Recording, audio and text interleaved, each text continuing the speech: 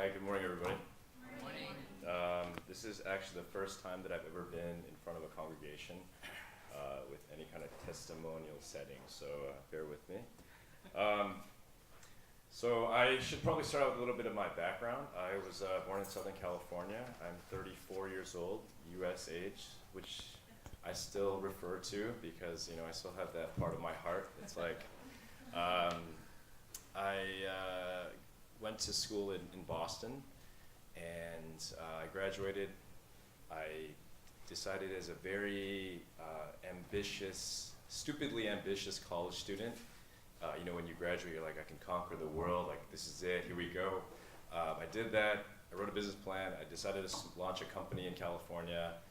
4 years, pretty good. 2008, 2009 hit. As many of you guys know, we hit a pretty hard economic downturn. Company went belly up, completely burned out.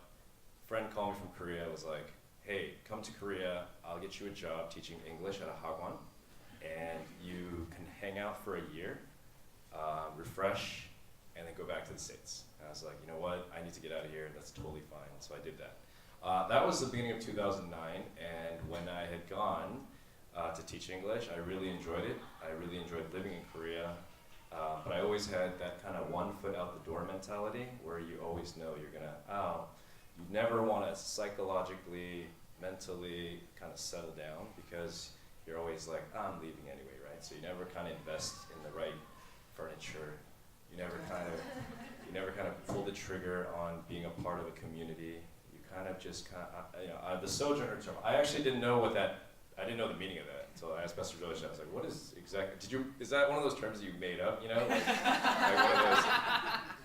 But he's like, no. And I looked at it. I was like, oh, okay, I get it. And this is it's really interesting because I really feel like this is a term that really applies to myself. And the whole one foot out the door mentality, that was so big for me. Always one foot out the door. Always one foot out the door. And I kind of decided, after a year of teaching, that it wasn't for me, only because I felt like I had to give the proper respect to people that had a passion for teaching. And I did not have a passion for teaching. I loved the kids, and I loved what I did, but I did not have the credentials, nor did I have the passion, basically. So, to make a long story short, so basically my brother, who's a California resident now, he's an entrepreneur as well, and he's like, hey, listen, there's this website called Kickstarter, check it out. This is about 7-8 years ago. He's like, it's pretty cool, and I looked at it, I was like, this is really cool. Launched a Kickstarter campaign, got funding for Vatos, and we opened a small taco shop. And now, in 2016, we have 5 restaurants currently, 1 in Singapore and 4 in Korea. So, that's just the background part, so thank you for that.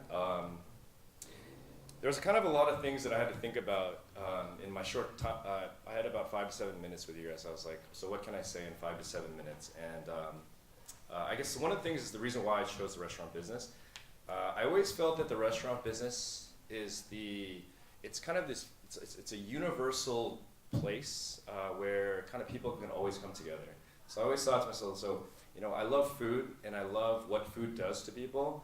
And I realized that there's actually nothing more universal than food outside of air and water. I know that for a fact because I love Indian food, but I can't bear too much Indian music, right? So I feel like food is more universal than music. I feel like I've always felt like food is actually more universal than faith, because there's millions and millions of billions of people around the world that don't share a common faith, but they can always sit down to a meal. So I felt like God had called me to this specific business to bring people together. And I'm not gonna lie, the first thing that I thought about when I started my business was, I'm gonna try to make a bunch of money and be a cool guy. And that kind of happened in terms of the business was successful. I never made it to the cool guy part, but it kind of happened, and we started to grow, and we had new issues and new challenges, and we started to expand this and that. Now we have this Itaewon location. So with that, the challenges that we faced, there came a point where we use this term. We say too many cooks in the kitchen. I'm sure you guys have all heard that, right? So literally, in our business, we had too many cooks in the kitchen. And I'm not talking about just within our business internally, but I'm talking about in life. I realized that you hear and you listen and you talk and you discuss with so many people in your life what to do. You know, your mom has an opinion about something. Your best friend has an opinion about something. These legal advisors have an opinion about something. These financial guys in the restaurant business, these Korean business guys, everyone's got an opinion. And that was a very deciding point for me as a business owner and my relationship with God. I said, holy cow, I'm listening to everybody here, and I'm trying to come up with the best decision that I can. But I realized that the decision that I come up with, I don't have confidence in it. So that really elevated my relationship with just listening to one cook in the big kitchen. And it was just whatever God wanted for me to do. So to kind of preface that a little bit, I just, it's important because I think it's really, I have to make it very clear that I'm not giving how I came to faith testimonial here. I am simply saying that I've always resisted God's plan for me, always. I've never openly was like, God, I'm here. Help me help you. I've never had that mentality with my business. I've never had it with my life. But lately, it's kind of been coming all together that God has been presenting these opportunities for me in my business, because my biggest struggle was always like making excuses. I always said, listen, I'm in the restaurant business. I have to stay up late. I have to drink. I have to party. I gotta entertain. I gotta fake it. I gotta pretend that that everything's going really well and this and that. And I have to go out and meet other people late at night, and I have to partake in activities that maybe I don't, personally feel comfortable with. But these are all excuses that I was just making, and I realized that a few years ago. So my business, how has God touched me and allowed me to reach out to people? Very simple. It's in so many facets. I've been very blessed. I've been able to meet so many different types of patrons, customers, but more importantly, I've been able to meet so many people that have worked with us. I never say worked for us, because I always feel like they work with us.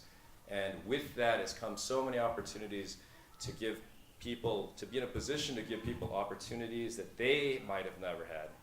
So, the best messages that I can get as a business owner is like, they say, 사장님, thank you very much for allowing me to work. It could have been that the immigrant expat, non-Korean expat as well that was here that couldn't get a job, but we gave her a job as a kitchen prep on the kitchen prep team, and she's very thankful for that.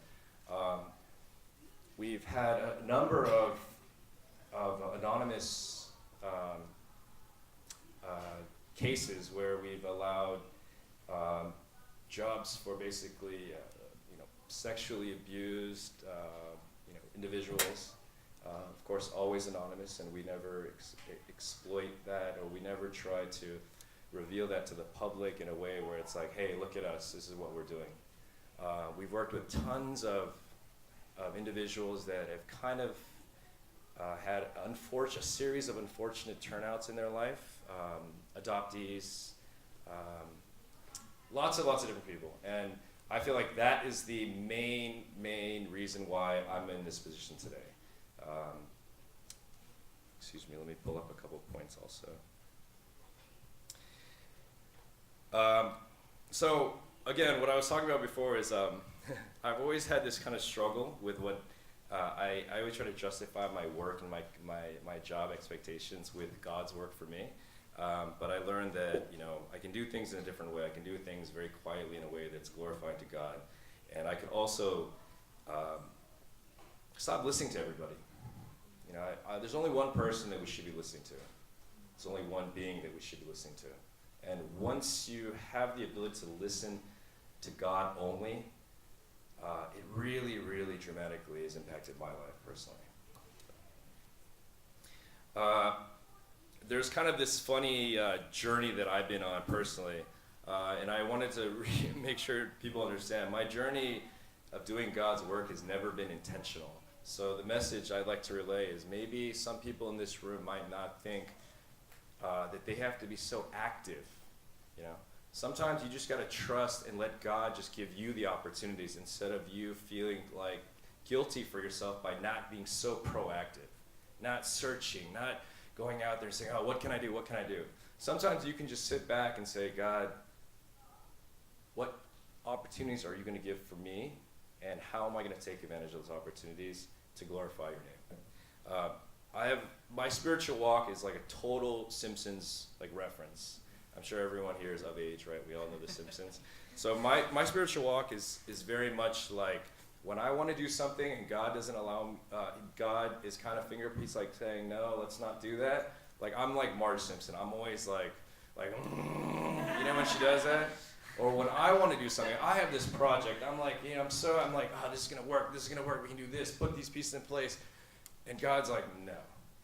I'm seriously like Marge. I'm like, And then when I go ahead against God's will, looking in retrospect, I know it was against God's will. And I go ahead and I do something. I'm like Homer Simpson. I'm like, why did I do that? It's just kind of this back and forth cycle, which has kind of brought me to this very small testimonial today.